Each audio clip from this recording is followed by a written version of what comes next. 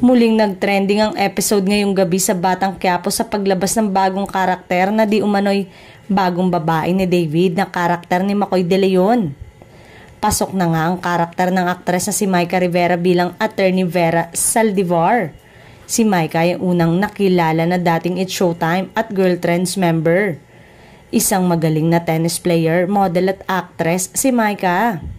Sa kakaibang lakas ng apil ni Maika, walang dudang magugustuhan umano ito ni David bilang ganun ang karakter nito sa Batang Quiapo. Samantalang nagpasalamat naman si Direk Coco Martin sa lahat ng artista na naglaan ng oras at panahon na mapaganda ang nasabing programa. Dagdag pa nito, lalo na sa ABS-CBN, napaka-thankful ko talaga sa ABS kasi from that time na nagsimula ako hanggang ngayon, dire-diretso naman talaga.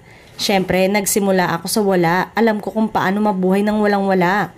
Kaya suportado nila yung mga gusto kong tulungan ng mga kapwa artista natin.